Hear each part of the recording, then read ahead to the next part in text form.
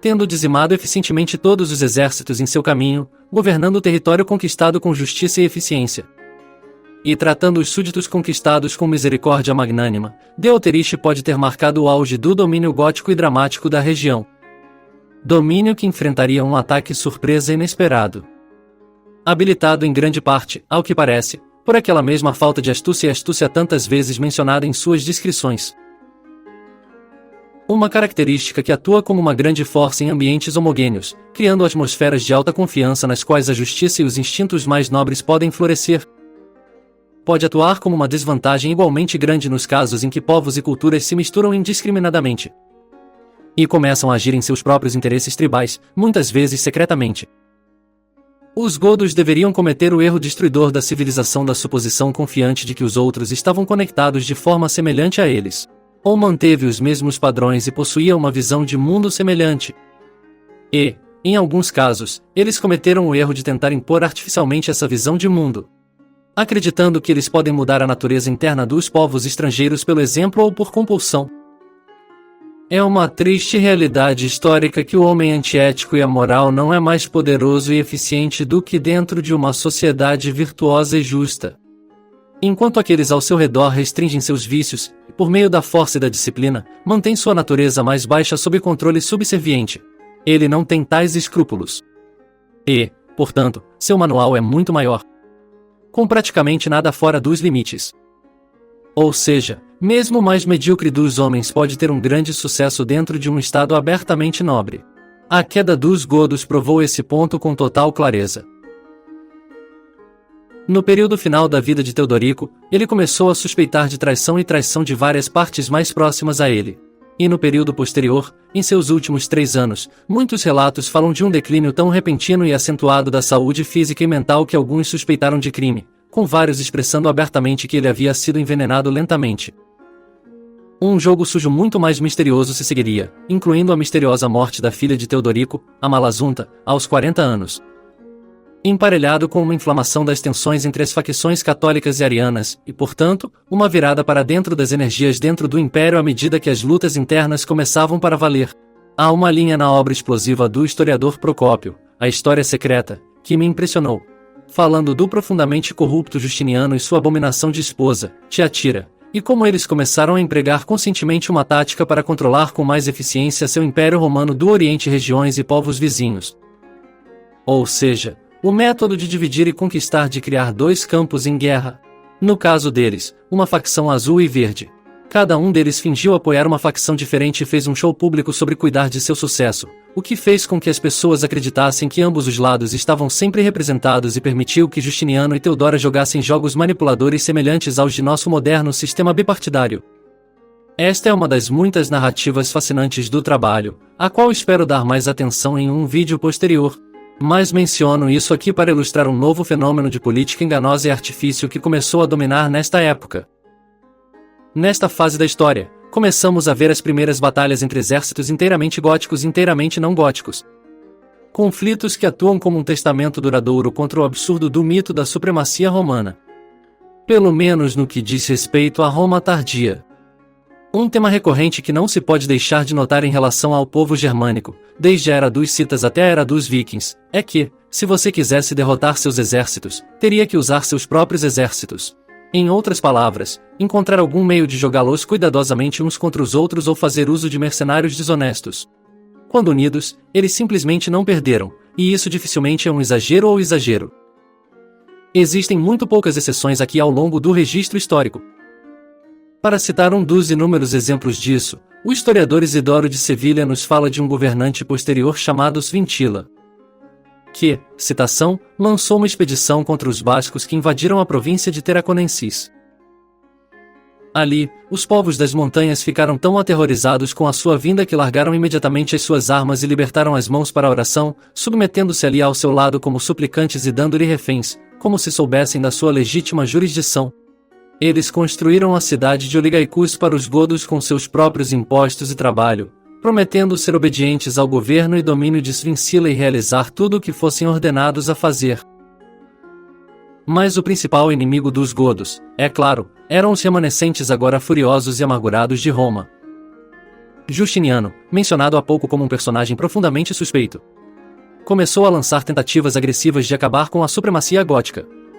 Ele foi recebido por uma parede de tijolos, um homem chamado Totila, outra figura verdadeiramente excepcional virtualmente desconhecida na história, talvez em parte porque ele é um testemunho tão profundo do mérito e da natureza nobre dos godos. A covardia e o erro fizeram com que um ataque surpresa inicial falhasse, então as forças romanas tiveram que enfrentar o exército de Totila em campo aberto. Como afirma Bradley, citação, embora os godos tivessem apenas 5.000 homens, enquanto os romanos tinham 12.000, Totila foi vitorioso. O exército imperial foi completamente disperso, com uma grande perda tanto de mortos quanto de prisioneiros. Outra batalha no Vale de Muzila teve um final semelhante, e Totila liderou seu exército para o sul, capturando uma cidade após a outra e fazendo com que os fazendeiros pagassem ao seu tesouro tanto os aluguéis devidos aos seus proprietários quanto os impostos devidos ao imperador. Em outros aspectos, no entanto, ele tratou o povo com tanta bondade que ganhou muita boa vontade daqueles que sofreram com o comportamento ilegal dos exércitos romanos. Justiniano então enviou uma frota terrestre e marítima considerável, certo de que isso seria suficiente para resolver o problema. Citação, mas seus comandantes não eram páreo para o gênio de Totila. Sua frota foi derrotada, e o líder mais importante da expedição, Demétrio, desfilou em frente às muralhas com um cabresto em volta do pescoço e foi obrigado a arengar a guarnição e seus cidadãos para persuadi-los a se render. O próprio rei gótico também fez um discurso aos sitiados prometendo que, se eles cedessem, nem o soldado nem o cidadão seriam piores por sua submissão. A tentação era forte, pois os defensores eram duramente pressionados pela fome e pela doença. Mas a guarnição não estava disposta a parecer falsa para seu soberano e implorou que tropas de 30 dias pudessem ser concedidas. Se nenhuma ajuda viesse do imperador dentro desse tempo, eles prometeram se render. Totila surpreendeu os mensageiros com sua resposta. Por todos os meios, ele disse, eu lhe concedo 3 meses de atraso se você optar por tomá-lo. E ele se comprometeu a não fazer nenhuma tentativa de invadir a cidade durante esse tempo. Ele sabia que os defensores achariam difícil lutar contra a fome por mais um mês. A calma confiança de Totila os fez sentir que a esperança de socorro era realmente vã e, alguns dias depois, os portões foram abertos. Assim que Totila entrou na cidade, viu pela aparência dos habitantes que eles haviam sofrido terrivelmente com a fome. Ele teve, como Procópio, a oportunidade de observar os efeitos da fome no corpo humano, e sabia que se aqueles que estavam enfraquecidos por longas privações fossem imediatamente supridos de comida, provavelmente seriam mortos em abundância. Com uma bondade atenciosa, que, como diz Procópio, não poderia ser esperada de um inimigo nem de um bárbaro. Ele ordenou que todas as pessoas da cidade recebessem uma ração diária de comida, a princípio muito pequena, mas gradualmente aumentada até que o perigo deixasse de existir. Então, e não antes, ele permitiu que os portões fossem abertos e proclamou que os habitantes eram livres para ir ou permanecer como quisessem.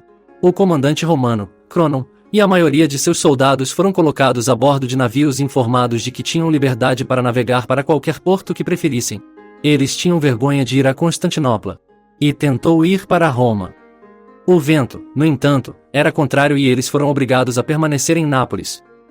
Naturalmente, eles se sentiram muito desconfortáveis, pois pensaram que depois que Totila lhes desse uma chance justa de escapar, ele agora se consideraria no direito de tratá-los como prisioneiros.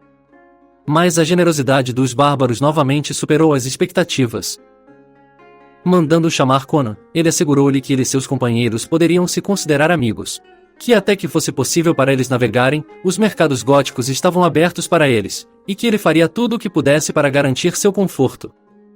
Como, no entanto, o vento continuava desfavorável. Totila finalmente recomendou-lhes que fizessem a viagem por terra e realmente forneceu-lhes bestas de carga, dinheiro para despesas de viagem e uma escolta gótica. Ele fez tudo isso, embora soubesse que Conan e seus homens iriam aumentar a guarnição da cidade, que era sua intenção sitiar em breve. Certamente, ele havia dado sua palavra real de que os soldados deveriam ter permissão para marchar para onde quisessem. Mas é raro que qualquer conquistador tenha observado uma capitulação dessa maneira esplêndida, antes ou depois. Ainda mais rigorosamente do que o próprio Belisário, Totila reprimiu todos os atos de ultraje por parte do exército. Não importa quem era o ofensor, a pena era a morte. Um oficial de alta patente muito popular entre seus camaradas cometeu um crime desse tipo e foi preso. Os chefes do exército empregaram Totila para poupar a vida do homem. O rei ouviu com cortesia e calma o que eles tinham a dizer, e então, em tom grave e sério, ele expressou sua convicção de que somente enquanto os godos se mantivessem puros da injustiça eles poderiam esperar que a bênção divina repousasse sobre sua causa. Ele lembrou-lhes quão brilhante tinha sido a sorte da nação sob o governo justo de Teodorico. Como, sob Teodato e seus sucessores, os godos, abandonando a política de justiça e humanidade a qual devem sua grandeza, chegaram ao ponto mais baixo da humilhação. E como, desde que começaram a agir com um espírito mais nobre mais uma vez, sua prosperidade voltou. Ele perguntou, com sua experiência diante deles, insistiriam em tornar a nação cúmplice da culpa desse homem? Os chefes góticos foram incapazes de resistir a esse raciocínio, e o criminoso sofreu sua condenação. Enquanto Totila se comportava dessa maneira, os generais romanos e seus soldados saqueavam a propriedade daqueles que estavam sujeitos ao seu domínio e se entregavam sem restrições a todo tipo de insolência e excesso. Estamos citando Procópio, que aponta com eloquência indignada o contraste entre os romanos civilizados e seu inimigo bárbaro. Na própria Roma, os cidadãos lamentavam amargamente a mudança de mestres. Totila sabia da existência desse sentimento e resolveu trabalhar sobre ele. Primeiro, ele enviou uma carta ao Senado acusando-os de que, se arrependessem do crime e da loucura de sua traição contra os godos, ganhassem seu perdão por uma rendição voluntária da cidade. É estranho que o comandante imperialista tenha permitido que tal carta fosse entregue. No entanto, ele não permitiria que o Senado retornasse qualquer resposta. Alguns dias se passaram e, certa manhã, descobriu-se que cartazes, assinados com o nome de Totila, haviam sido pregados durante a noite em todas as partes mais frequentadas da cidade. Eles anunciaram que os godos marchariam em breve para capturar Roma e continham uma declaração solene de que nenhum dano deveria ser feito aos cidadãos. Os oficiais do exército imperial tentaram em vão descobrir quem havia colocado esses cartazes, mas suspeitava-se que isso deveria ter sido feito pelo clero ariano, que foi, portanto, banido da cidade.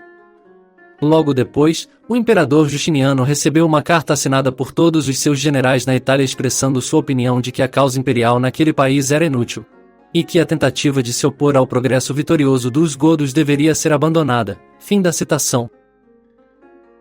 Nas batalhas que se aproximavam, um grande número desertaria para Totila, e uma incrível série de vitórias totais se seguiria. Com mais um cerco a Roma, mais fome devido à teimosia romana em aceitar os termos de Totila, até que em 17 de dezembro de 546 DC, os godos mais uma vez marcharam pelos portões, desta vez para a visão do exército imperial se espalhando em todas as direções. Uma das primeiras ações dos godos conquistadores foi consertar a igreja de São Pedro e lentamente cuidar dos cidadãos famintos de volta à saúde. No dia seguinte, Totila arengou com seus soldados sobre seu tema favorito, a importância da justiça e da misericórdia, como sua única esperança de obter a bênção de Deus sobre sua causa. Logo depois, ele enviou Pelágio a Constantinopla com outros enviados para pedir a Justiniano que concordasse com os termos da paz. Justiniano se recusou a responder, afirmando que a decisão de paz ou guerra estava nas mãos do general Belisário, de longe o maior general de Roma nesta fase. E apesar das recentes derrotas esmagadoras para Totila, sua última, melhor e única esperança. Citação, mas não achamos que Totila tentou abrir negociações com Belisário. Provavelmente, ele conhecia muito bem a resolução férrea de seu grande antagonista para nutrir qualquer esperança de sucesso. Fim da citação. A teimosia de Justiniano exasperou e irritou Totila, finalmente ultrapassando sua linha vermelha. Citação, ele decidiu se vingar de Roma, incendiar seus magníficos edifícios, entre aspas, transformar a cidade em um pasto de ovelhas.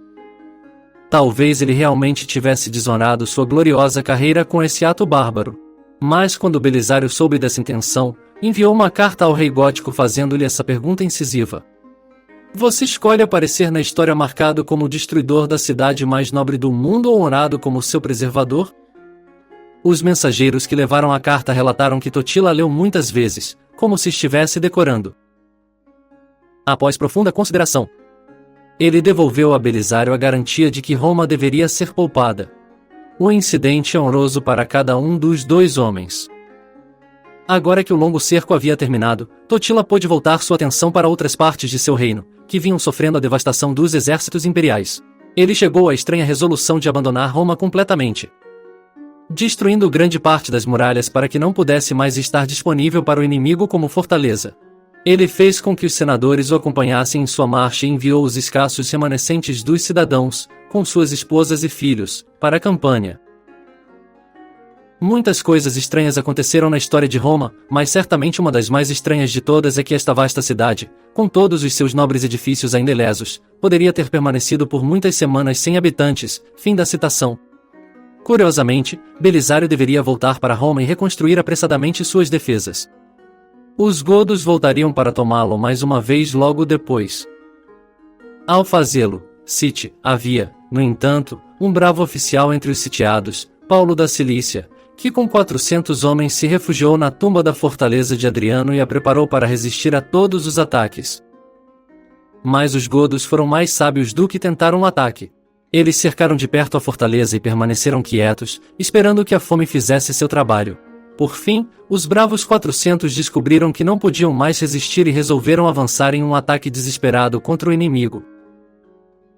Sentindo que estavam prestes a se precipitar sobre a destruição certa, eles se abraçaram e, entre aspas, se beijaram com o beijo dos condenados à morte.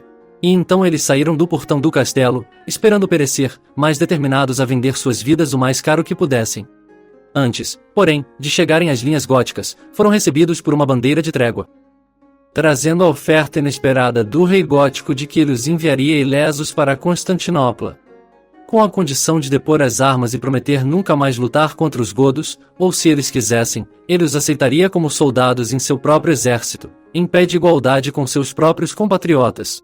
Homens corajosos como eram, a vida era doce e saudaram com alegria a súbita libertação. A princípio, eles pediram para serem enviados a Constantinopla, mas quando pensaram na recepção fria que encontrariam lá e nos perigos da viagem para homens desarmados, chegaram à conclusão de que Totilo era um mestre melhor para servir do que Justiniano, e então eles concordaram em ser inscritos nas fileiras góticas. Havia também 400 outros soldados que, em vez de fugir da cidade, se refugiaram nas igrejas, e estes também se juntaram ao exército de Totila. Fim da citação. Mesmo assim, devido ao planejamento astuto de Justiniano, a enorme riqueza do Império Romano do Oriente agora dedicada à causa singular da destruição gótica, a maré agora começaria a mudar.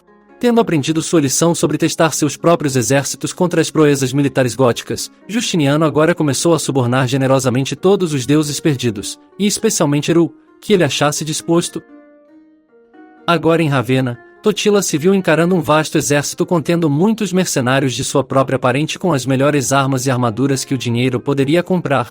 Disse que os godos estavam terrivelmente abatidos neste local, e toda a eloquência de Totila era necessária para mantê-los longe do desespero. Companheiros soldados, disse ele, esta é a nossa última luta. Se vencermos esta batalha, o poder de Justiniano será esmagado e nossa liberdade estará garantida. Mostrai-vos homens hoje, pois amanhã será tarde demais. Não poupe nem seus cavalos nem suas armas, pois sejam vencedores ou vencidos, você nunca mais precisará deles. Lembre-se de que não há segurança para você, exceto na vitória. Fugir é buscar a destruição. Não deixe a multidão do inimigo desanimá-lo. Somos uma nação lutando por nossa liberdade, por nosso país, por tudo que torna a vida preciosa. Eles são um bando mercenário de hunos e érulos, e pessoas de todas as raças e línguas, divididos por ódios antigos e unidos por nenhum outro interesse comum além de seu pagamento. Fim da citação. Disse que, citação, Totila cavalgou na frente das linhas góticas vestido com armadura dourada e vestes roxas e exibiu sua habilidade em equitação, galopando em círculos, levantando sua lança e pegando-a enquanto cavalgava e outras façanhas. Fim da citação. Embora eu suspeite que até ele soubesse que este era provavelmente o fim da linha, e apenas procurou terminar o capítulo com sua coragem e liderança características. Sendo amplamente superados em número pelo melhor nome e equipamento que Roma poderia reunir, sua sorte finalmente acabou. Depois que a luta brutal terminou, o rei dos godos estava fugindo do campo de batalha acompanhado por 2 ou 3 de seus amigos fiéis, quando Asbad, o chefe dos Gépidas, avançou contra ele com sua lança, sem saber na escuridão quem ele era. Um dos godos exclamou indignado: "Cachorro, você mataria seu próprio mestre?" Asbad soube então quem estava atacando e avançou para Totila com todas as suas forças, mas ele mesmo caiu ferido imediatamente depois. Os godos levaram seu mestre até Coprai, uma vila a 7 milhas de distância, onde ele pouco depois deu seu último suspiro. Após o desastre de Tadano, o remanescente do exército gótico retirou-se para o norte da Itália e, lá, Teia foi escolhido rei dos godos. Tendo sido traídos e agora se vendo famintos, mandando embora seus cavalos, eles de repente correram a pé sobre os romanos atonitos. A batalha que se seguiu foi terrível. Nenhum dos heróis de Homero, diz Procópio, já realizou milagres maiores de bravura do que Teia naquele dia. Depois de lutar por muitas horas na frente de seu exército, ele chamou o escudeiro para trocar seu escudo, que estava pesado com o peso de 12 lanças quebradas, deixado por um momento desprotegido. Ele foi perfurado no peito por uma lança. Assim caiu o último rei gótico da Itália. Os romanos cortaram sua cabeça e a exibiram em um poste para encorajar seus próprios soldados e desanimar seus inimigos. Mas mesmo a perda de seu rei foi ineficaz para diminuir a fúria desesperada dos godos. Eles lutaram até o cair da noite, e, ao amanhecer, reiniciaram a luta, que continuou até que a escuridão novamente os obrigou a fazer uma pausa. Na terceira manhã, exaustos de cansaço e fome, eles sentiram que era impossível para eles lutar por mais tempo. Seus líderes enviaram embaixadores a Narses para tratar pela paz. Mas mesmo assim, eles não se humilhariam para se tornarem súditos de Justiniano. Tudo o que eles prometeriam era que nunca mais pegariam em armas contra o Império. E isso, apenas com a condição de ter permissão para sair da Itália sem ser molestado e de receber dinheiro para despesas de viagem. Os generais romanos realizaram um concílio para discutir essa proposta. Eles tiveram uma experiência tão terrível do valor desesperado dos godos que decidiram aceitar as condições. Considere por um momento quão incrível era a situação. Um número muito menor. Pessoas derrotadas, sem rei e cansadas da guerra, com poucos suprimentos e com equipamentos inferiores. Ainda se recusando a dobrar os joelhos ao imperador oriental. E, de fato, fazendo exigências que foram. Concordou. Este era o poder do prestígio e reputação góticos. Os generais romanos sabiam muito bem que os godos lutariam até o último homem, se necessário, e a matança resultante seria terrível. Independentemente disso, com a ajuda do brilhante generalato de Belisário, Justiniano havia vencido o dia. Os ostrogodos foram derrotados. Assim, agora nos movemos para o oeste, para os visigodos e a Espanha. Sisebut marca um dos últimos líderes góticos dignos desse nome, e um dos últimos a manter a lei gótica de que seu líder seja descendente de sangue gótico puro. Ele tinha a reputação de ser um estudioso, um general brilhante, magnânimo e justo. E alguém que trabalhou ativamente para a melhoria de seu povo. Citação: Sísipe, que foi escolhido rei em 12 de junho, era um homem sobre quem ficaríamos felizes em saber mais. Ele foi um general bem-sucedido e suas vitórias obrigaram os gregos a entregar quase todas as suas posses na Espanha. Como os heróis góticos dos tempos antigos, Teodorico e Totila, ele se distinguiu pela humanidade em relação aos conquistados. Muitos dos prisioneiros gregos foram vendidos como escravos por seus captores góticos. E o rei comprou sua liberdade às suas próprias custas. Ele também era um estudioso e um generoso patrono do aprendizado que existia no período de sua época. Infelizmente, deve-se acrescentar que ele foi o primeiro rei gótico que perseguiu os judeus. Há uma linha perdida no relato histórico de Isidoro de que, portanto, Sisebut pode ter tido um destino semelhante a tantos outros líderes e nobres góticos durante esse período. Alguns afirmam que ele morreu de morte natural, outros que ele morreu como resultado de uma overdose de algum medicamento. Fim da citação. Homens que antes viviam até idades muito maduras agora começaram a morrer no auge de suas vidas. E não apenas reis e líderes, mas também vários de seus filhos e filhas da linhagem real. Foi nessa época que o mercado ganhou destaque e importância, e com ele a prática da usura. Banido por todos os povos cristãos como o maior dos males, mas praticado com entusiasmo por outros. Isso inevitavelmente ajudou a dar o pontapé inicial no acúmulo de grandes fortunas em pouco tempo. No que diz respeito à população judaica em seu meio, os líderes góticos, de Teodorico em diante, tentaram vários meios e métodos aparentemente desesperados de integrá-los. Desde conversões obrigatórias para aqueles que desejam permanecer em terras góticas até a aprovação de leis contra várias citações, heresias destinadas a encorajar sua saída. Não querendo se desfazer de suas condições prósperas, eles só tiveram o efeito de empurrar a religião e a cultura judaicas para a clandestinidade. E embora muitos se convertessem tecnicamente ao cristianismo gótico, para manter suas casas, posições e riquezas, a ingênua aristocracia gótica falhou em compreender que um povo poderia estar disposto a fazer isso de uma forma puramente utilitarista e maneira superficial. Manter uma fachada pública para as aparências. Mas, como Bradley colocou, continuando no segredo de suas casas a praticar o ritual judaico e a ensinar seus filhos a amaldiçoar os godos. Era como se eles não pudessem imaginar que um povo pudesse estar mentindo nesta questão mais alta e mais importante de todas, e essa seria uma diferença cultural que lhes custaria caro. Em meio a todas as intrigas e intrigas da corte, algo misterioso ocorre. Algo não totalmente compreendido ou explicado até hoje. Em outubro de 680, o rei gótico Vamba, provavelmente o último rei de ascendência gótica pura e um homem tão relutante em tomar a coroa que teve que ser forçado sob a mira de uma espada por seus duques, foi encontrado inconsciente no palácio. E, estranhamente, foram tomadas medidas para vesti-lo imediatamente com vestes de monge.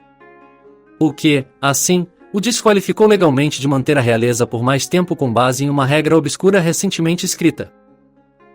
Talvez para o desespero das pessoas ao seu redor, Bamba se recuperou.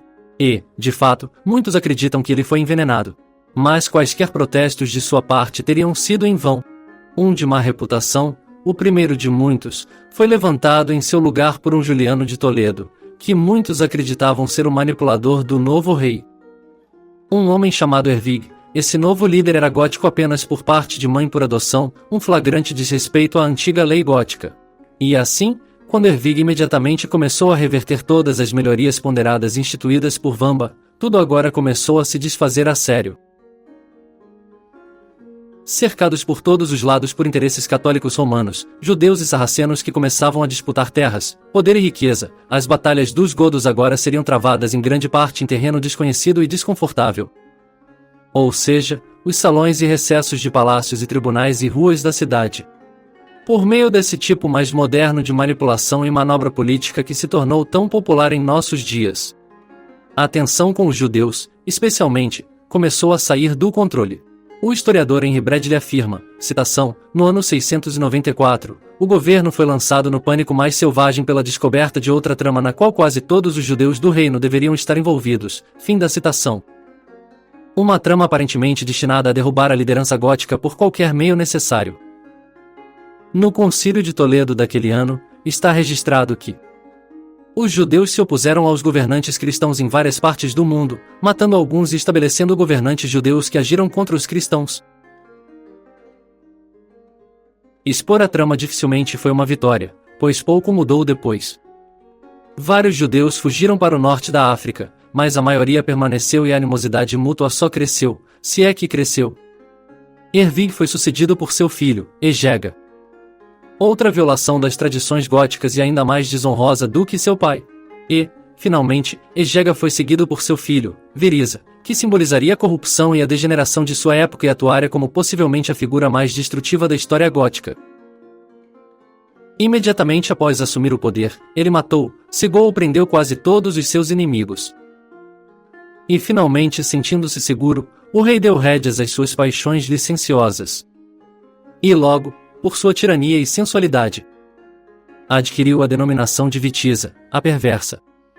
Aclamado por muitos historiadores como um grande amigo dos judeus, parece que os pares de sua época teriam concordado, mas não teria expressado isso de forma complementar. Vários relatos chegam a falar de Witiza como essencialmente servindo aos poderes judeus em seu reino à maneira de um vassalo submisso, como a crônica de Lucas de Troia. Mas tive que confiar em trechos e relatos de segunda mão sobreviventes deste trabalho, pois não consegui encontrar nenhuma tradução para o inglês sobrevivente. Algo que acho estranho, considerando que foi amplamente citado ao longo de 18.900. Witiza encorajou o clero a se casar, quebrando a tradição antiga, e ele próprio manteve inúmeras esposas e amantes, e é até relatado que ele encorajou seu povo a fazer o mesmo. Ele viveu uma vida desolada, E as histórias vão desde o esgotamento agressivo do tesouro até o ponto de destruir várias fortificações em toda a terra por razões espúrias. Ele parece ter quase invertido a estrutura de poder, libertando da prisão e perdoando a morte daqueles que antes eram considerados os piores e acumulando punições brutais em muitos que antes eram sem mácula em seu nome. Manuel Pérez Villamil, membro da Real Academia de História, nos conta no volume 54 do Mundo Católico, citando: nestes tempos tão repletos de perigos, o Dzida subiu ao trono, não contente, como uma crônica expressa, em provocar a ira de Deus por seus vícios. Ele se colocou nas mãos dos judeus que, em muito pouco tempo, atingiu uma preponderância na Espanha maior do que nunca. Basta dizer que o novo monarca ordenou que os cânones e leis dirigidos contra os judeus durante os reinados anteriores fossem revogados. E elevou a altas posições muitos descendentes daquela raça prescrita. Os judeus, tendo em pouco tempo adquirido uma preponderância realmente perigosa, aproveitaram para eles todas as oportunidades favoráveis ao seu propósito que surgiram em seu caminho e, sem dúvida, traçaram novos planos de vingança, prepararam-se secretamente para retaliar pelos erros sofridos por eles sob o domínio visigótico. Cronistas tão verdadeiros e confiáveis quanto o grande príncipe Dom Afonso III, João de Baclara, o monge de Silos e outros, relatam que Witiza nivelou ao chão todas as fortalezas do reino, com exceção de apenas 3. E ordenou que todas as armas de guerra fossem queimadas. Essas medidas foram tomadas em conformidade com sugestões malévolas de seus próprios novos conselheiros? Tudo parece indicar isso. Embora eu não tenha certeza se concordo com o enquadramento deles, a Wikipédia tenta pintá-lo como um trapalhão alheio. Citação: usando ordens secretas, ele demoliu castelos que temia que pudessem ser usados por futuros inimigos internos, alheio à possibilidade de que ele estava enfraquecendo as defesas do reino contra invasores estrangeiros. E na corte, inspirado pelo costume dos governantes muçulmanos, ele, citação, entregou-se a uma pluralidade de esposas e concubinas, encorajando seus súditos a fazerem o mesmo. Fim da citação. Ainda sabemos muito pouco sobre este homem, suas origens, sua família e seu reinado. O que sabemos é que esses foram os anos em que as invasões sarracenas começaram para valer, muito auxiliadas, de acordo com quase todos os relatos históricos, pela população judaica na Espanha visigótica, que essencialmente abriu as portas para eles, em alguns casos literalmente, e forneceu inteligência estratégica e suporte. O que se segue é uma série de ataques suspeitosamente oportunos contra a Espanha visigótica. E à medida que cada cidade caía, os invasores muçulmanos transferiam a cidade para o elemento judeu local, o que permitia que o exército marchasse com toda a sua força para repetir o processo, em vez de guarnecer suas próprias tropas. O volume 54 do Mundo Católico prossegue afirmando, citação, que os judeus participaram desses eventos pode ter sido inferido de nossa narrativa até agora. Mas acrescentaremos que, durante o curto período de tempo que durou a rebelião, a Gália Gótica foi invadida por judeus que, deixando de lado sua dissimulação, declararam-se abertamente pegando em armas, o que mostra que eles fundaram esperanças no sucesso da conspiração. Fim da citação. De fato, até mesmo os cronistas árabes atestam que fortalezas fortes e cidades importantes, nas quais a raça judaica era prominente em número e riqueza, e que sem dúvida teriam custado às forças de Terek um grande gasto de sangue para se apoderar, foram entregues a ele pelos judeus, a quem mais tarde foram encarregados de guardar e que confraternizaram com os invasores africanos. Mas a evidência mais clara de perfídia e conspiração aparece na captura de Toledo, que Bamba havia fortificado com torres e que, de sua posição forte, era inexpugnável. Procuremos os registros da renomada cronista Rainha Baranguela. Bispo Dom Lucas de Troia. Ele relata que no ano 715, a capital visigótica, Toledo, tendo sido investida pelo comandante árabe Torek bin Zayed, os habitantes cristãos da cidade saíram no domingo de Ramos para a Basílica de São Leão Cádia, que estava próxima, para celebrar nela a paixão de Nosso Senhor. Os judeus, aproveitando-se de sua ausência, entregaram a sede do governo de Leão Vigildo e Ricoredo aos sitiantes. Os cristãos foram massacrados em parte na planície e em parte na própria basílica. Todos os historiadores de Toledo, inclusive o venerável arcebispo Dom Rodrigo Jiménez de Rada, em suas crônicas latinas e espanholas, concordam com esta exposição dos fatos. Em vista desses fatos, escreve Amador de los Rios, não pode haver dúvida de que existia entre esses dois povos, o árabe e o judeu, um certo tipo de combinação e ação concertada, que parece proceder de simpatias e entendimentos secretos, se não de matilhas e alianças anteriores. Permitimo-nos, confiando no que contam os antigos cronistas, tendo aprofundado o estudo desta questão histórica, afirmar que os judeus e eles só atraíram as hostes árabes para a Espanha, acabam. Citação. E, de fato, Harold Livermore, em O Crepúsculo dos Godos, parece indicar que o próprio Maomé era essencialmente visto como judeu por muitos no Ocidente na época, com os teólogos não sabendo o que fazer com o Islã nesses estágios iniciais. Finalmente, a Enciclopédia Judaica também afirma, cita, continua sendo um fato que os judeus, diretamente ou por meio de seus correligionários na África, encorajaram os maometanos a conquistar a Espanha e que os saudaram como seus libertadores. Após a Batalha de Jerez, na qual os judeus africanos lutaram bravamente sob Calau e Agidi, e na qual o último rei gótico, Rodrigo, e seus nobres foram mortos, os conquistadores Musa e Tariq foram vitoriosos em todos os lugares. As cidades conquistadas de Córdoba, Málaga, Granada, Sabil e Toledo foram colocadas sob o comando dos habitantes judeus, que haviam sido armados pelos árabes. Embora os historiadores modernos estejam atualmente trabalhando horas extras para retratar esse período como um renascimento e o chamado Império Andaluciano como um bastião de tolerância, aprendizado e iluminação, aqueles que viveram o período, especialmente a transição, carnificina e atrocidade são quase inacreditáveis.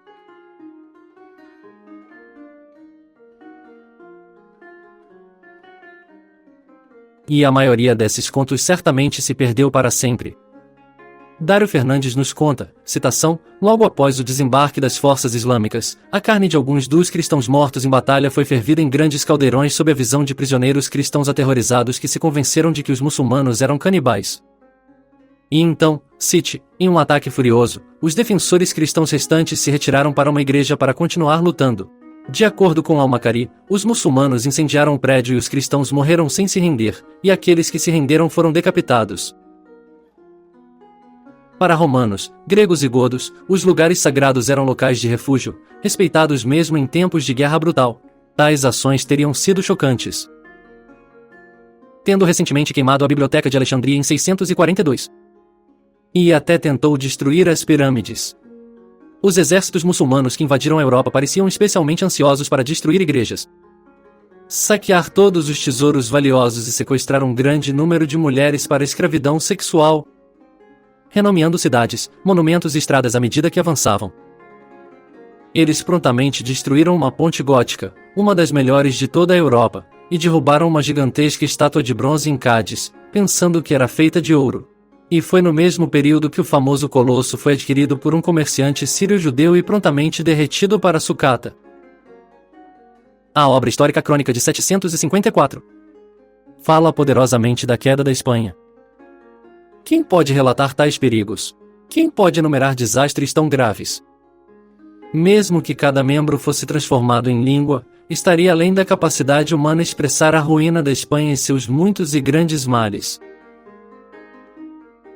Os nobres visigóticos em fuga, incapazes de viajar rapidamente com seus imensos tesouros de riqueza geracional acumulada, perderam praticamente tudo. E teve que enterrar às pressas grande parte do resto. Citação: temos magníficos tesouros religiosos visigóticos encontrados enterrados ao longo das rotas que levam do sul da Espanha ao norte, diz o livro de Dário Fernandes. E os árabes deveriam encontrar esconderijos de esmeraldas e rubis, entre aspas, em tal abundância que nenhum homem tinha visto antes e ficaram atordoados. Os judeus também viram um rápido aumento em seu estado econômico, sendo agora capazes de revitalizar e monopolizar seu comércio de seda e escravos. E sem dúvida recebendo sua parte dos tesouros de seus antigos governantes e vizinhos. Os filhos de Witiza, que de outra forma são desconhecidos, são considerados pela crônica de Afonso III como traidores que ajudaram a entregar a Espanha aos mouros, um fato que parece remover qualquer dúvida histórica remanescente sobre se o próprio Witiza era um ator honesto. O último bastião do poder gótico foi subvertido e destruído. Era como se todo mundo tivesse conspirado contra eles em uma cruel reviravolta do destino. A maioria dos fatos não foi dita até hoje. Sendo despojados de suas defesas e armamentos por seu próprio governante corrupto, posteriormente despojados de cetro, trono e tesouro, e agora despojados de suas terras. Um homem chamado Pelágio e muitos nobres resistiram em uma série de batalhas heróicas nas montanhas das Astúrias. Um movimento que plantaria as sementes que mais tarde se transformariam na famosa Reconquista, enquanto os cristãos lutavam para recuperar sua terra natal.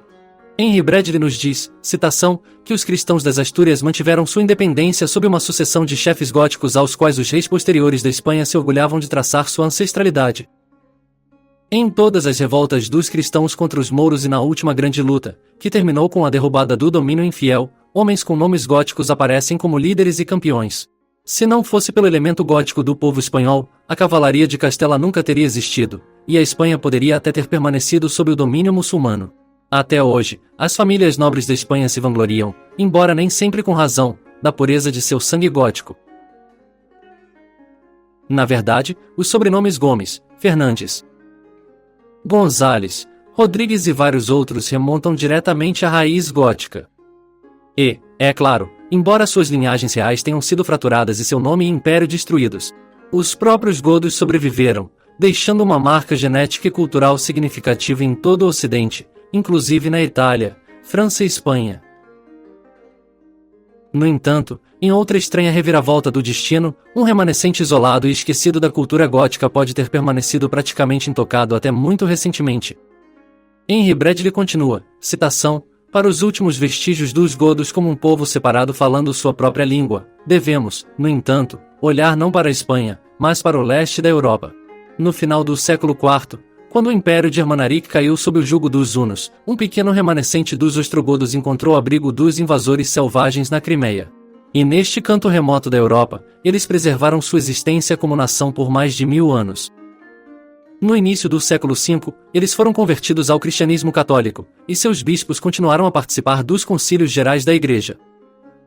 No ano de 1562, um viajante da Bélgica chamado Buspik reuniu-se com 2 embaixadores enviados por esta pequena nação a Constantinopla, e escreveu uma longa lista de palavras pertencentes à sua língua. Claro, muitas dessas palavras foram muito corrompidas, e algumas delas não são góticas, mas emprestadas das línguas das nações vizinhas. Mesmo assim, a lista deixa bem claro que a língua falada por esse povo da Crimeia deve ter sido originalmente a mesma usada por Wulfila em sua tradução da Bíblia. Quase 200 anos depois, por volta de 1750, um jesuíta caridoso de Viena chamado Mondorf resgatou um prisioneiro das galés turcas e soube por ele que ele vinha da Crimeia e que sua língua nativa tinha alguma semelhança com o alemão. É possível que Mondorf não estivesse enganado e, por mais estranho que pareça pensar, que a linguagem de Wulfila estivesse realmente sobrevivendo em alguma forma corrompida apenas 1,5 séculos atrás. O cativo resgatado de Mondorf não sabia nada sobre o cristianismo, mas disse que seus compatriotas adoravam uma árvore antiga. Até o século XVIII, a Crimeia ainda era chamada de Gotia. O fim da era do domínio gótico, embora sitiado por todos os lados por inimigos variados, embora provavelmente conspiradores. Eles ainda demonstraram uma coragem e natureza magnânima que permanece excepcional ao longo da história. Um dos últimos líderes góticos foi o filho de Cisiper, Recore. Isidoro nos fala de sua vitória esmagadora contra um exército invasor de francos de 60.000 homens. E como os godos perseguiram o exército em fuga de volta e depois para seu próprio reino, chamando de uma das maiores vitórias visigóticas da história. E então nos diz isso, que acredito resumir bem a antiga concepção germânica de guerra. Citação, Recore muitas vezes colocou sua força contra os excessos dos romanos e os ataques dos bascos. Nesses casos, ele parecia não estar travando guerras, mas exercitando seu povo para mantê-lo em forma, como faria no esporte da luta livre. Ele continua falando do caráter pessoal de Requerid. As províncias que seu pai conquistou na guerra, Requerid preservou em paz, administrou com equidade e governou com moderação. Ele era gentil, de notável bondade. Ele tinha um comportamento tão gracioso e um coração tão benevolente que, influenciando as mentes de todos, levou até mesmo homens maus a desejar seu amor. Ele restaurou riquezas desviadas, reduziu o tributo exigido por seu povo e enriqueceu e elevou muitos com presentes e honras. E era famoso pela qualidade inata de sua virtude. E é esse mesmo Isidoro de Sevilha que eu gostaria de citar como um pós-escrito histórico antes do meu próprio pós-escrito subjetivo. Falando dos godos, ele nos diz, citação, o significado de seu nome em nossa língua é Tectum, pelo qual se entende força, e com razão, pois nunca houve um povo na terra que conseguisse exaurir o Império Romano a tal ponto. Estes foram os que o próprio Alexandre declarou que deveriam ser evitados, os que Pirro temia, os que fizeram César estremecer.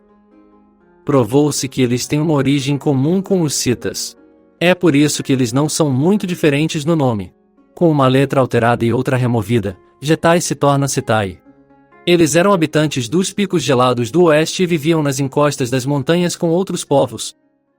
Expulsos de seu território pelos ataques dos hunos, eles cruzaram o Danúbio e se renderam aos romanos. Mas quando eles não podiam mais tolerar seu tratamento injusto, eles pegaram em armas em sua ira, invadiram a Trácia, devastaram a Itália, sitiaram e capturaram Roma, entraram na Gália e, rompendo os Pirineus, chegaram à Espanha, onde estabeleceram sua pátria e domínio. Os godos são ágeis por natureza e rápidos de entender. Eles têm um forte senso de dever. Robustos em força física e elevados em estatura, eles são impressionantes em seu porte e comportamento. Habilidosos com as mãos, eles também são impermeáveis a feridas. Assim como o poeta diz sobre eles, os getas desprezam a morte enquanto elogiam a ferida.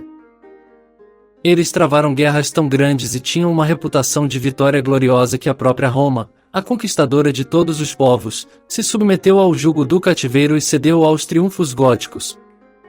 A senhora de todas as nações os serviu como uma serva. Todos os povos da Europa os temiam. As barreiras dos Alpes cederam diante deles.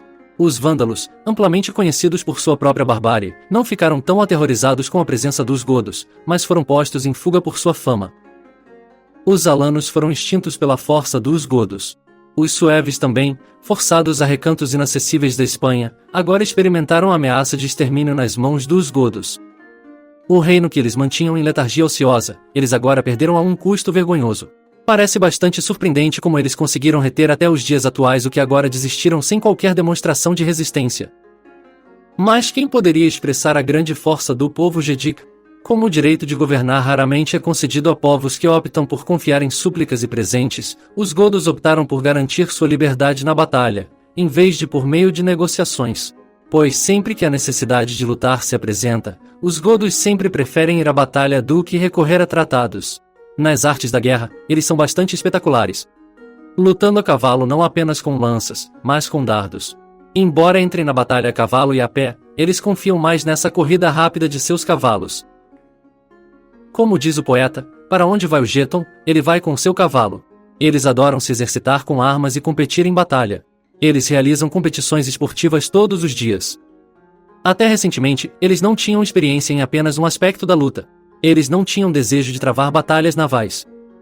Mas desde que o rei Sisipuda assumiu o cetro real, eles fizeram um progresso tão grande e bem-sucedido que agora saem com suas forças no mar e na terra. Subjugado, o soldado romano agora serve aos godos, a quem ele vê como sendo servidos por muitos povos e pela própria Espanha. Fim da citação. E esse prestígio gótico continuaria muito depois de sua queda. Há uma anedota sobre a Conferência Eclesiástica Católica Romana em Basileia em 1434, onde representantes de várias nações, incluindo Suécia e Espanha, defendiam mais influência devido às suas conexões ancestrais com a raça gótica. O representante sueco, Nicolas Hagvaldi, argumentou que a Suécia era a pátria original dos godos, enquanto o representante espanhol respondeu que os godos espanhóis demonstraram mais perfeitamente o espírito gótico aventureiro de coragem ao migrar para longe de sua terra natal. Para dar um breve resumo do que muitos relatos históricos parecem sugerir, parece que os romanos, francos e godos surgiram da mesma rota. Embora os godos possam muito bem ter sido os citas reais que residiam ao norte do Mar Negro, um elemento que permaneceu distante na maioria das disputas militares menores e pegou em armas apenas quando a ordem natural estava seriamente ameaçada. A crônica de Fredegar e o Liber Histori Francorum, e as várias obras que ambos os documentos citam, sugerem que tanto os romanos quanto os francos eram descendentes do mesmo grupo de sobreviventes de Troia. A crônica descreve Príamo como um rei franco cujo povo migrou para a Macedônia após a queda de Troia. Na Macedônia, os francos então se dividiram. Os francos europeus chegaram à França sob o rei Frâncio, assim como Rômulo foi para Roma. Fredegar afirmou que Tudomir, nomeado rei dos francos por Gregório, era descendente de Príamo, Frigga e Franquil. Outra obra, a Gesta, descreveu como 12.000 troianos liderados por Príamo e Antenor navegaram de Troia ao rio Dom, na Rússia, e depois a Pannonia, que fica no rio Danúbio, estabelecendo-se perto do Mar de Azov, onde fundaram uma cidade chamada Secambria. Essa conexão franco-romana pode muito bem explicar como a Roma tardia foi capaz de subornar, ameaçar ou persuadir tantos líderes francos a voltar sua energia contra o elemento gótico que se aproximava. E isso é especulativo, mas parece que os Zaroli, que mais tarde se tornariam nossos jarlos e condes na Europa, pode ter sido equivalente a aventureiros e mercenários aristocráticos, frequentemente usado como a ponta da lança para abrir caminho para migrações maiores. É fácil imaginar como eles podem ter se transformado nos vikings de épocas posteriores. Guerreiros extremamente proficientes interessados em encontrar aventura e batalha onde quer que surja a oportunidade, mesmo em ocasiões excepcionais para Roma contra seus parentes.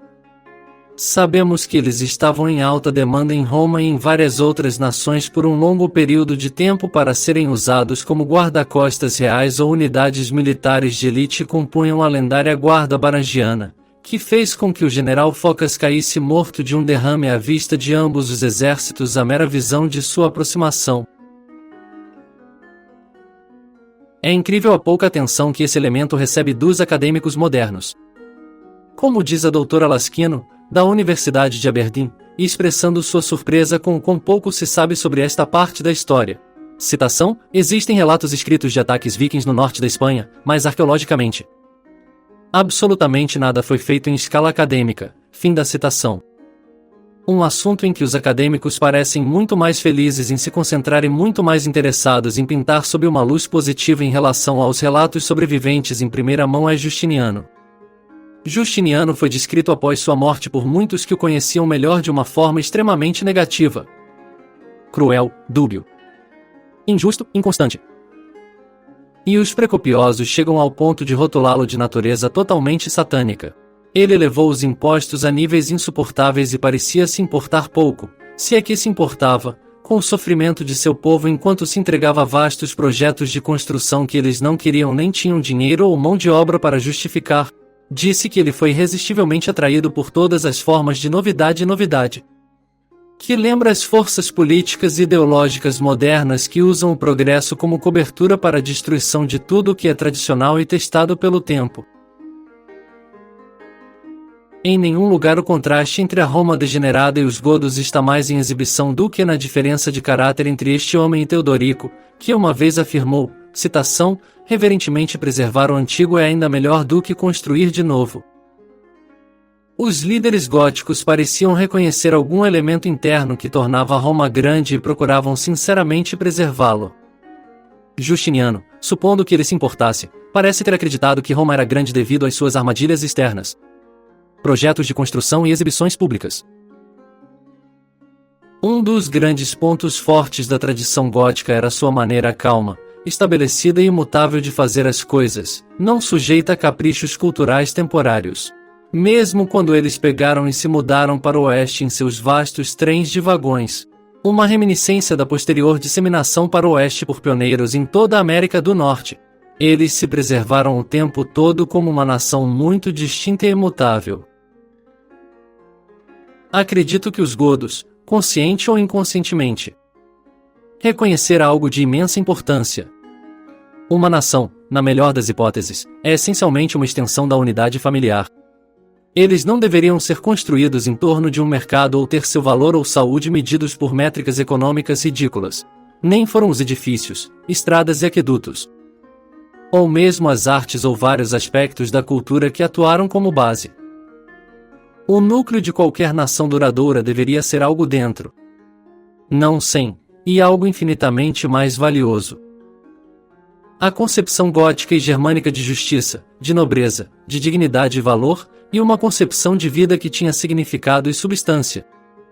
Esta era a chama com o poder de acender incontáveis incêndios futuros, com isso como alicerce. É essa combinação de energia e vontade, juntamente com a ordem da justiça magnânima e nobreza de espírito, que cultiva e prepara o terreno fértil do qual a grandeza pode brotar. Também lhes deu confiança inabalável dentro e fora do campo de batalha, fez com que os exércitos adversários desertassem para suas fileiras e produziu uma excelente reputação entre amigos e inimigos. Quando uma nação é considerada uma família extensa e cada membro procura dar o seu melhor a todos os outros, e em troca, receber o seu melhor, este é um exemplo perfeito de energia aproveitada e canalizada. Uma energia de construção. Ao contrário da dissipação descontroladamente desperdiçada de energias que experimentamos hoje, quando nos sentimos tão atomizados e desconectados. E enquanto observamos nossa energia física, mental e espiritual sendo direcionada para indivíduos ou entidades corporativas ou ideias com as quais não sentimos nenhuma conexão ou ressonância. Isso não é apenas uma dissipação de energia. É uma diminuição das energias sentidas e expressas.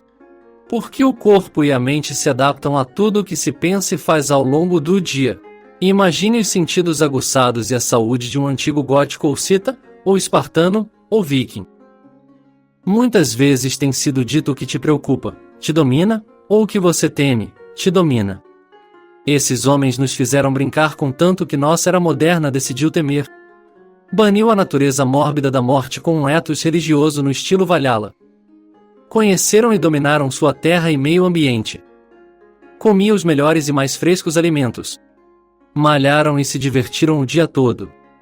Os efeitos psicológicos mais importantes de todos.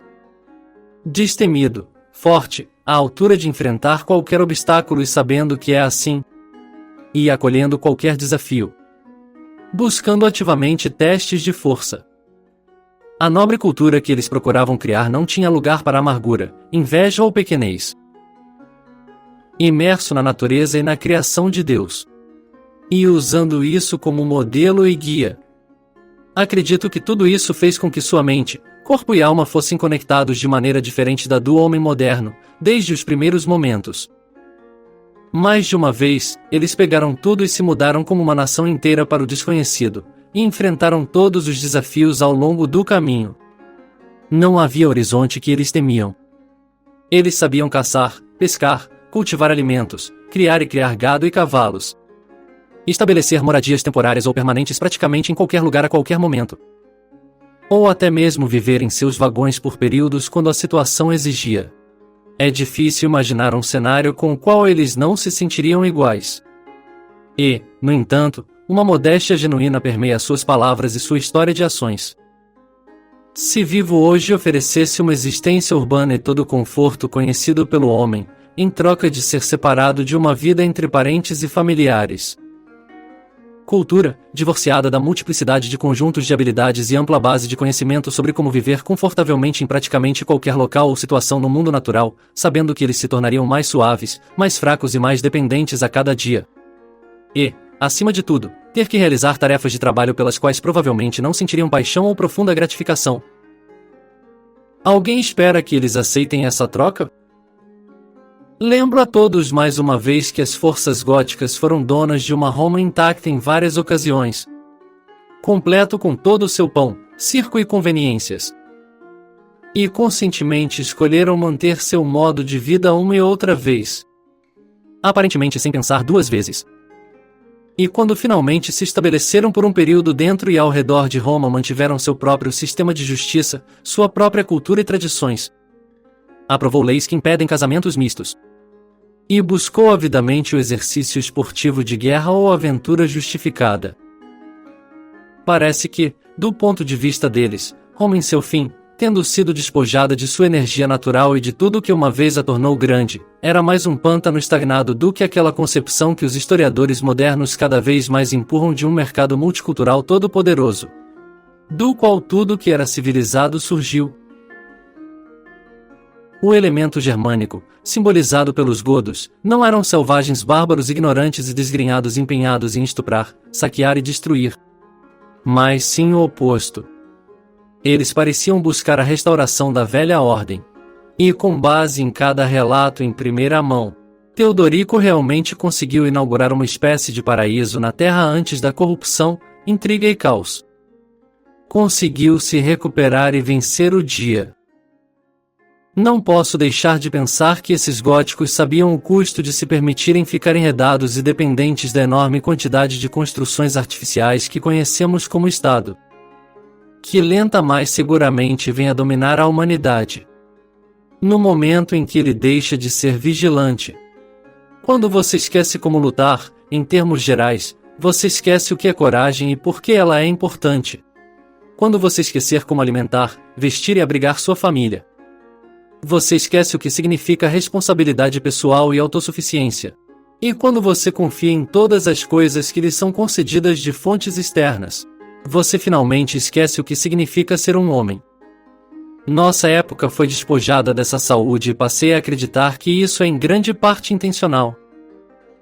Um homem capaz e autossuficiente que trabalhou para dominar seus medos é verdadeiramente soberano. Verdadeiramente livre. Faça exigências a ele e elas provavelmente cairão em ouvidos surdos. Você não pode oferecer muito a ele nem pode receber muito. Seu tipo oposto, no entanto, é jogado no caos ao menor soluço em sua existência dependente e domesticada. Foi acusado uma ou duas vezes de glorificar o passado. E a isso, eu responderia que, sim, é exatamente isso que estou fazendo. De acordo com as métricas mais reais e significativas, não posso deixar de acreditar que demos 2 passos para trás para cada passo à frente de inúmeras maneiras. Lembro-me da citação de J. G. Farrell. Olhamos para as eras passadas com condescendência como uma mera preparação para nós. Mas e se formos um mero brilho deles? Fim da citação. E isso pode muito bem ser combinado com a máxima. A existência está sendo despojada de profundidade e significado, e um baixo gosto e mesquinhez espalhafatosos são oferecidos em todos os lugares em seu lugar. No lugar de uma arquitetura bonita e ornamentada. Agora construímos monstruosidades modernistas desajeitadas. Em vez de produtos feitos por mestres artesãos locais, cada um único e repleto de caráter e vida.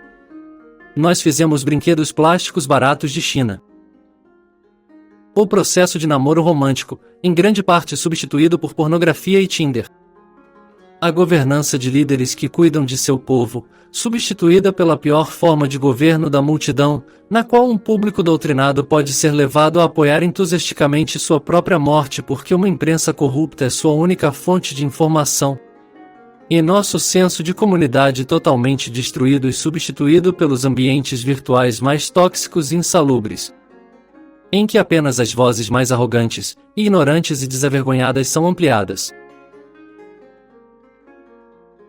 Em 1941, quando os nazistas ocuparam a França após 1.200 longos anos, o tesouro visigótico foi finalmente restaurado por Heinrich Himmler ao general Franco na Espanha. E até hoje, permanece no Museu Arqueológico e no Palácio Real de Madrid.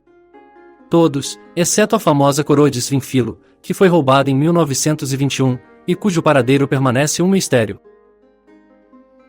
E houve outro desenvolvimento recente profundamente intrigante, que eu acho que ilustra tão bem o enredo mais amplo de toda esta série, que eu gostaria de encerrar nosso foco nos góticos com sua menção. Justiniano e Teodora, com seus jogos políticos de dividir para conquistar, suas conspirações e corrupção. Suas masmorras subterrâneas secretas nas quais eles secretamente eliminaram seus inimigos. Não apenas procurou apagar a linhagem real dos godos e removê-los do poder por todos os meios necessários, mas com a mesma avidez procurou apagá-los da história. Um padrão que parece que vemos continuado até os dias atuais. Mas como que por providência divina, apesar de seus melhores esforços, alguns vestígios ainda permanecem.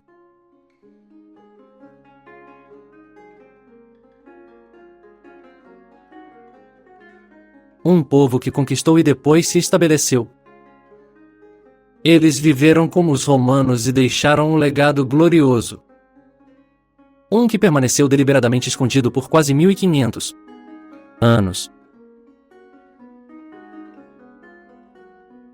Aqui em Ravenna, os godos assumiram a última capital do Império Romano do Ocidente. Por 33 anos sob seu rei, Teodorico, foi igual a qualquer capital romana. Teodorico renovou e reformou suas instituições. Melhorou e aprimorou seu esplendor. E em poucos anos criou uma das maravilhas da época. Isso teria sido como atravessar os portões do céu. Se esta tivesse sido uma era de trevas, então aqui, sem dúvida, havia uma catedral de luz. Este é o Santo Apolonare Nuovo, construído por Teodorico há quase 1500 anos. Uma das joias mais brilhantes da Idade das Trevas. Eu gostaria que você olhasse para os mosaicos desta posição. Você pode ver que o fundo está brilhando. E está refletindo a luz das janelas porque foi feito de cubos de vidro e ouro, cubos. E as vestes dos santos são opacas, porque foram feitas com cubos de mármore, de modo a dar a impressão de lã, de. Essas obras foram encomendadas por Teodorico, o rei gótico. No entanto, a maioria dos visitantes hoje pensa que são mosaicos romanos ou bizantinos. Por que deveria ser assim? É porque todos nós fomos condicionados a supor que um trabalho dessa qualidade deve ser romano? Talvez existam outras razões. Ao olhar mais de perto, comecei a me perguntar por que há tantas cortinas de mosaico em uma cena de tanto esplendor. E o que significam essas mãos soltas de qualquer corpo? Em Santa Apolonare, eu queria ver se o mistério das cortinas era mais claro. Percebo agora que eles refletem tanto trabalho que devem ter tido um propósito muito deliberado. O que eles deveriam representar? Esta parte do mosaico que mostra o Palácio Real. Todo esse mosaico foi feito e encomendado por Teodorico. Este mosaico foi alterado. Poderíamos dizer que foi vandalizado pelos bizantinos, porque algumas imagens foram destruídas. Aquelas imagens que retrataram membros de sua corte, membros de seu clero, e que ficava entre as colunas. Agora elas foram substituídas por cortinas. Todos esses elementos. Diga-nos isso. Imagens anteriores foram destruídas. Foi um ato de censura, poderíamos dizer. Ecos do passado. Lembretes do que já foi. E talvez indícios de um estado de ser mais excepcional que um dia possa ser revivido. Para um Justiniano, o mundo moderno pode parecer a coroa de glória da jornada humana. Para um Teodorico, um homem que valorizava a qualidade em vez da quantidade, que se moviam lenta mais seguramente, que sabia a importância da reverência por tudo, mas significava valor em nossa raiz, pode parecer que perdemos o enredo e corremos o risco de perder tudo. Falando pessoalmente, concordo plenamente com isso. O tipo de justiça, ordem e nobreza tão bem representado pelo melhor do elemento gótico, marcou um ponto alto em nossa história. A tal ponto que um verdadeiro entendimento pode ajudar a nos fornecer um roteiro para esses mesmos picos. Idealmente, não nos acomodarmos e descansarmos sobre os louros, mas nos esforçarmos cada vez mais. Não por um orgulho mesquinho ou qualquer desejo de gratificação do ego, mas de uma inclinação intuitiva natural, e para um propósito superior a nós mesmos.